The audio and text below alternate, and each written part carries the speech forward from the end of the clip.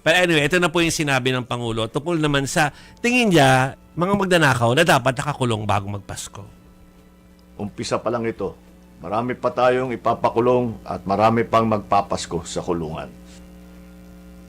O yun, maikli lang pala. Maikli lang pala. Maikli lang.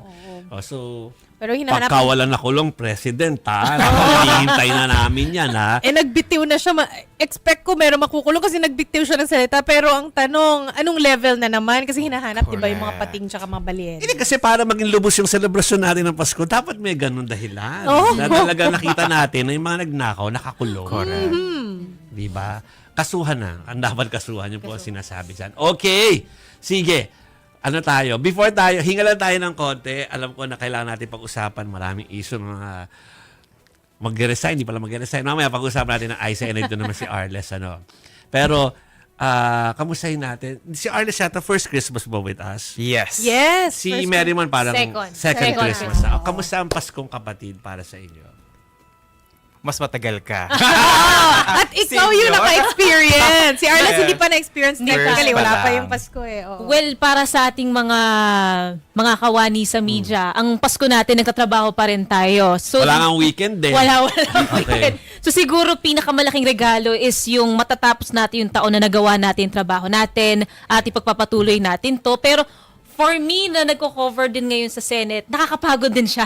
Parang isa pang dagdag na regalo dito siguro kung yung mga kaso na rorolyo, meron talagang mananagot na and kung totoong magkakaroon na ng mga mapuput behind bars, I think it's not just something na ikakatuwa ng mga tao natin, pero lahat na naghahanap talaga ng katotohanan and hustisya. Oh, at worth it yung lahat ng pagod And mo worth doon. it lahat ng Oo. pagod. Kasi nakaka-drain, di ba? Sobra. Lalo na pagka Oo. may session, tapos may hearing sa umaga, ang daming nangyayari. Plus, the comments and the sentiments of the people in public. So, ang daming players pagdating dito sa narrative. And it definitely affects everyone. Kaya bilang tayo na mga reporter on the front lines, parang doon ko na-realize na, well, if meron man akong kung pwede man ako maging Santa Claus sa lahat ng mga Pilipino, I think it's just the truth, bridging the truth. Kung ano yung kailangan nilang malaman and correcting mis and disinformation. Yes, Oo. yes. So, and I hope na sa mga susunod na taon, ganun pa rin naman yung Pasko natin dito. Masaya pa rin. Araw-araw yun yung Entertaining. sinisikap mo. Tapos may mga bashers pa nagsasabi na fake news. Yes. Diba? Fake Kahit news. yun yung nakikita mo, talagang Yes. yun yung nakikita mo, yun yung naririnig Exactly. mo. First-hand information mo nakukuha. Kahit nandun ka eh. Pero kailangan maging Oo. mapagpasensya pa rin, Oo. basta focus sa trabaho, and just look kung ano nga ba yung realistic truth na dapat ilabas natin dyan, out there. And siguro, being surrounded din by senators, by certain politicians na bumibisita rin sa Senado, pagka may committee hearings, dun mo nakikita na sa isang taon, though merong reoccurring issues, may mas ilalalim pa pala talaga siya. Merong bago at bagong lalabas. And kaya parang magugulat ka na lang, may corruption, pero ngayon flood control naman. So baka next year meron namang ibang form of corruption na lalabas. So, Happy New Year na agad. Happy New Year. Yun agad ang Skip sabihin. ad. Yeah. Mukhang magiging expert ka na sa pag-a-analyze dyan. The longer you stay there. Parang si Jovi, na-cover niya. Yung lahat yan, di ba? Expert na siya paano nababasa niya, read between the lines. Yes, Oo, exactly. yung mga Sadly, action sa nila. tagal na nagko-cover, pareho pa rin problema natin since 1994. Anyway, ikaw, Arles, kamusta? Unang puro tayo party lately. Kamusta ka? Puro party tayo lately. Pero Nakabawi naman. siguro sa akin, no, since parang first few months ko pa lang as a reporter, parang kinover na agad natin yung sunod-sunod na mga hamon sa ating mga Pilipino. Yeah. Yung malalakas na mga bagyo, lumindol, naghabagat, ang bibilis mabaha ng mga kalasada. And nakita natin, ako yung first hand, no, yung mga bahay na talagang lubog, kung paano nito binago yung buhay ng mga kababayan natin. And it's not easy.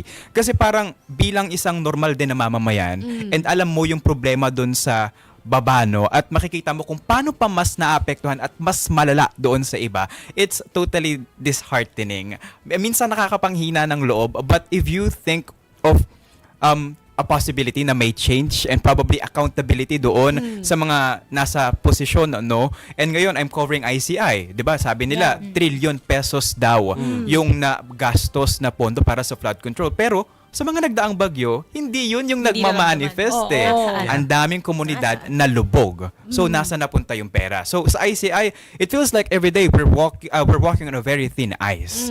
Yeah. And yung personalities, minsan may pakiramdam na parang tayo pa yung nagpupumilit na humarap at sumagot sila sa mga tanong natin. Siyempre, yung paulit-ulit na tanong ng taong bayan, saan din nila yung pondo? Paano prinoseso yung pondo? May mga komento pa tayo nakikita online na binabalita lang naman natin kung ano yung nangyayari. But at the same time, meron pa silang hinahanap na gusto natin ibalita o gusto nilang ipakulong na natin. But knowing yung process ng law, na sabi nila, napoprotektahan yung mga nasa kapangyarihan, may mga sabwatan. Of course, parang nahahati yung bansa natin. Yeah. And I'm going to connect it sa Christmas. Na kaya yung paulit-ulit natin pinag-iusapan kanina pa, hindi lahat nagdidiwang ng Pasko.